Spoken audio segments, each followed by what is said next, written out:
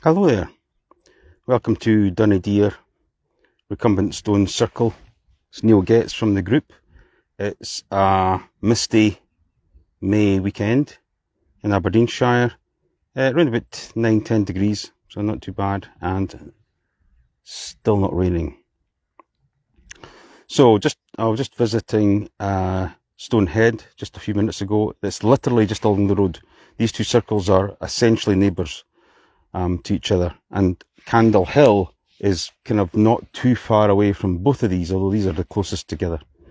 I won't be visiting Candle Hill today because it deserves a view. It deserves a nice day to kind of be up on top of that hill. So, but I thought I'll pop along to this very accessible stone circle. It's on a bit of a ridge.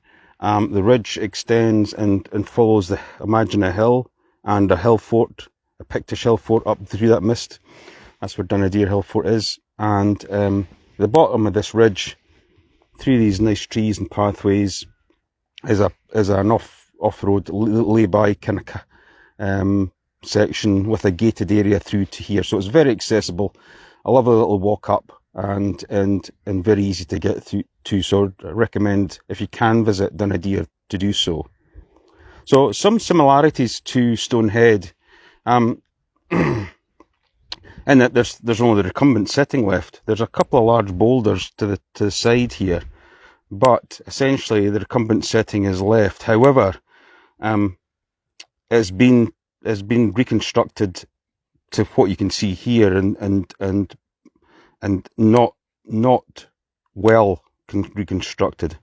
And I'll go into that in a bit of detail. So if I get a bit of orientation of where we are, if I walk around to what would be the centre of the circle, so we're probably round about maybe here, centre circle. Again, we'll be looking right over the recumbent, and from the centre of the circle, looking over the recumbent, we are looking pretty much south. Just off a little bit, but only a couple of degrees, but pretty much south over the recumbent stone. Now, the circle would normally kind of just take us round either side of this, and why we can say that these stones have been re-erected or moved or tampered with is if we take the recumbent as the kind of datum, we can see that the two flankers are actually kind of standing in front of the recumbent rather than what they should be is just to the side or just around the curve. So let's have a look at number one stone then. Go back and have a look. And again, you can see that although this is the reverse of Stonehead, the recumbent base is being exposed on one side quite badly. But anyway, we'll come back to that. So yeah, number one stone, a bit of a kind of Gandalf stone, isn't it? It's kind of split in two and relatively short. So again, we've got what we've got, but in general terms, and although this could have been a lot higher, it looks like pretty much a kind of slab, square, typical flanker. And number three stone, number two flanker, the east side, looks a little bit more pointy. However, it is a far more square stone than this one is. So what's interesting about this one? A few things actually. Down here, where I put my finger, there's quite an obvious drill hole. And a split in the stone that a stonemason would be proud of. So this has been, I would suggest, drill holes usually mean that they're packed with a little bit of gunpowder or explosive, just simply not to explode the stone and leave a crater, but just simply to pop enough energy to pop the stone open, reduce the stone, used for stone dikes. And interestingly, on the walk up here, I walked past that field boundary, and about halfway down the hill, there's a gate into that field, and the two stones that the kind of gate stones, if you like, are pretty chunky. They could easily be circle stones. So again, it would be quite normal for stones to be reused from these circles for things like that, for the cairn that was here that had been used for the stone dyke, no doubt, or other purposes. But yeah, quite clear evidence of a drill hole, quite clear evidence of whether that was a split from it falling, or a deliberate split, hard to kind of tell. But the main kind of issue is it's out of alignment in two ways. So as I said before, on the other side, you'd expect the flanker to be adjacent to in line with and adjacent to the recumbent. So it's not, there's a gap here.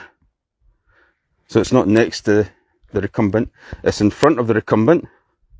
And you'd expect that the long face of the stone would be facing out and in, not at 90 degrees to the circle. So there's a few things not quite right with this positioning of the stone. It may well be the number one stone may be the original flanker, but it's not in the right place at all. It could have, the documentation in Great Crowns of Stone suggests that both flankers have been re-erected. Or you could maybe imagine that the recumbent's been re-erected, but the thought behind the flankers being re-erected is because they're out of circle circumference alignment on both counts. So an interesting stone from its drill hole split out of alignment, but again a significant stone in its own right. The recumbent is a good 3 meters long, quite tall if you're at the kind of exposed side. A good kind of a bit like Stonehead, a good kind of couple of meters tall, and like Stonehead, relatively slim, relatively slender for a recumbent. So a good size recumbent, but again on the thin side. Now that might be, if you were to kind of try and do a bit of surmising, because both circles here at Dunnideer and at Stonehead are like literally, you could walk them within 30 minutes, 40 minutes. If both communities were alive at the time and working at the time, then you're talking about, you know, cross-fertilisation of ideas and possibly one helping the other. So similarities in what we've got left anyway, of what we can see so far, wouldn't be unusual. So stone number 3, the second recumbent, is a block of a stone. Although I was just saying earlier it comes up to a taper, it could have easily have been just a block. This section here at the back could have been broken off. It could be one of these stones that's lying around. It could have been a far more just flat-topped stone.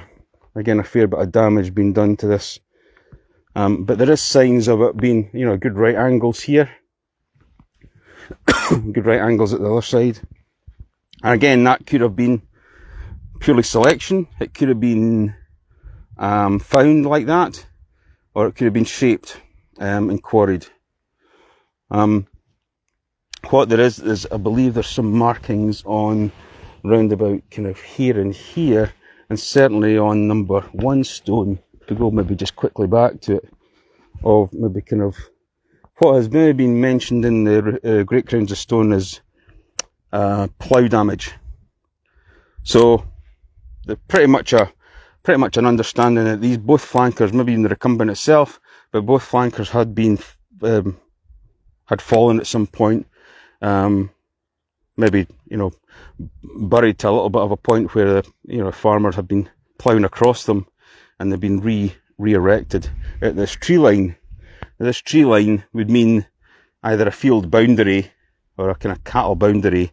So maybe if they were moved or re-erected here and the tree line was then planted afterwards, you can maybe see how it would have been tolerated not to be maybe getting moved any further.